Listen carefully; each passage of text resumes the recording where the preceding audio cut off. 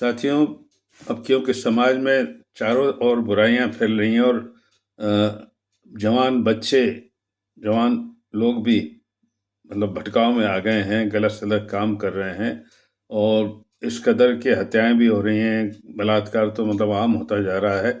वो भी कितने अफ़सोस की बात है, छोटी-छोटी बच्चियों का भी। तो ये आखिर कैसे रुकेगा, कब तक चलेगा ये? आपको उठना पड़ेगा, जागना पड़ेगा, आवाज़ उठानी पड़ेगी।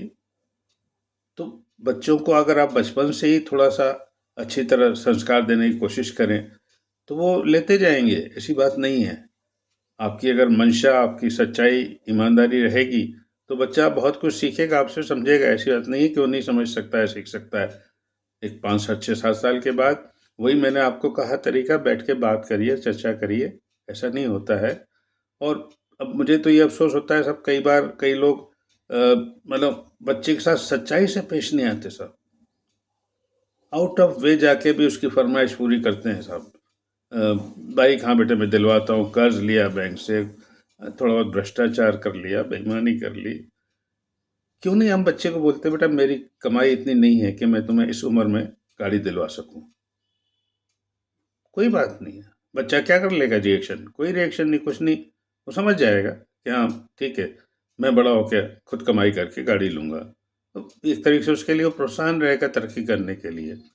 लेकिन नहीं साहब, वो कॉम्प्लेक्स में आके आस-पड़ोस देख-दाख के सभी बच्चे बाइक पे चल रहे हैं, मैं भी दिलवाऊँ। तो ये लाड़ है फिर, ये लालन है, पालन नहीं है ये। देखिए, परवरिश अगर आपको करनी है तो बहुत सोच समझ के करनी है।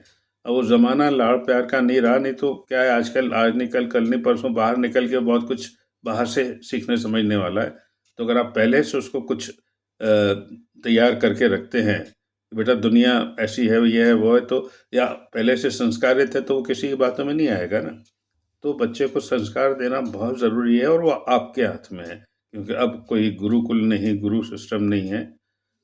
बट आपको थोड़ा-सा समझ से उसको करना पड़ेगा, भावनाओं से ज़्यादा अब आपको तर्क और उदाहरण की ज़रूरत है। ये देख ले बेटा, समझ ले इसको। Thank you.